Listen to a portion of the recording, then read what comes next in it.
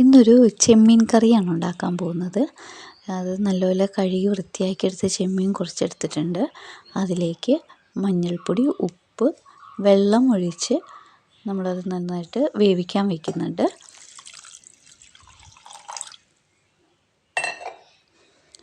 കുറച്ച് തേങ്ങ ചിരവിയതും ഒരുള്ളിയും കുറച്ച് വേപ്പിലയും, മുളക് പൊടി, മല്ലിപ്പൊടി, മഞ്ഞൾപ്പൊടി, ഉപ്പ് ഇത്രയും ഇട്ട് കുറച്ച് വെള്ളവും ഒഴിച്ചിട്ട് ഇത് നന്നായിട്ട് അരച്ചെടുക്കുന്നുണ്ട്.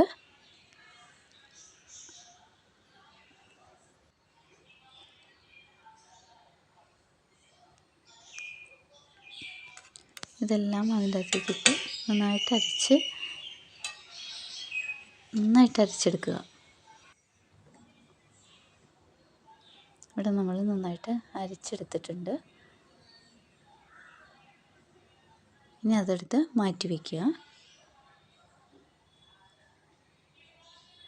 കുറച്ച് സവാള, തക്കാളി, പച്ചമുളക്, വേപ്പില ഇത്രയും ഒന്ന് വഴറ്റാൻ വേണ്ടിയിട്ട് എടുത്തിട്ടുണ്ട്.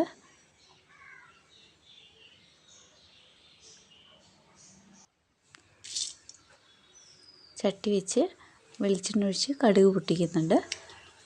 അതിലേക്ക് വേപ്പില, പച്ചമുളക്, സവാള ഇതെല്ലാം ഇട്ട് നന്നായിട്ട്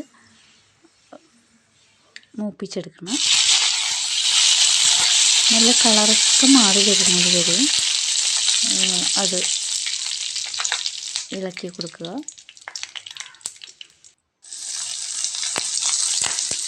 അതിലേക്ക് തക്കാളി ഇട്ടിട്ട് നന്നായിട്ട് ഉടച്ച് എടുക്കണം, വേവിച്ച്.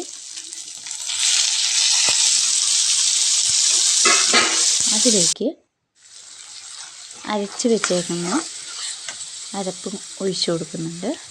ആവശ്യത്തിന് വെള്ളവും ഒഴിച്ചു കൊടുത്തിട്ട് നന്നായിട്ട് ഇളക്കി നല്ല തിള വരുമ്പോൾ നമ്മൾ വേവിച്ച് വെച്ചേക്കുന്ന ചെമ്മീനും കൂടി ഇട്ട് കൊടുക്കുക.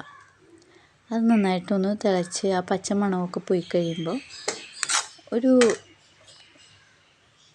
ചെറിയ കഷ്ണം പുളി ഇട്ട് കൊടുക്കുന്നുണ്ട്, വാളംപുളി.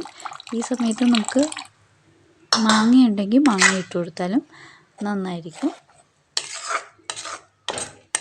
അത് നന്നായിട്ട് ആ പച്ചമണവും ഇതൊക്കെ പോയി നല്ല തിളച്ച് വരുമ്പോൾ ചെമ്മീൻ ഇട്ട് കൊടുക്കുക.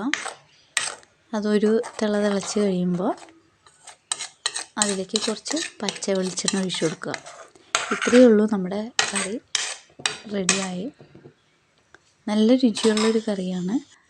എല്ലാവരും ഒന്ന് ചെയ്ത് നോക്കണം.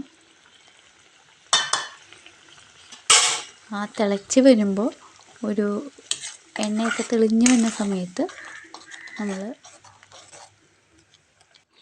വെളിച്ചെണ്ണയൊക്കെ ഒഴിച്ച് കൊടുത്ത് നന്നായിട്ട് തിളച്ചിട്ടുണ്ട്. വെളിച്ചെണ്ണയും കൂടി ഒഴിച്ചു കൊടുത്തിട്ട് സ്റ്റൗ ഓഫ് ചെയ്യാം.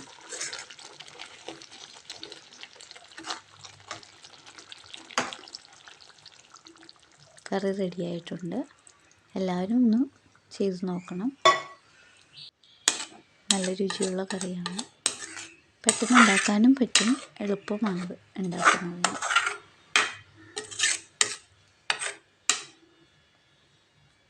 എല്ലാവരും ഉണ്ടാക്കി നോക്കുക.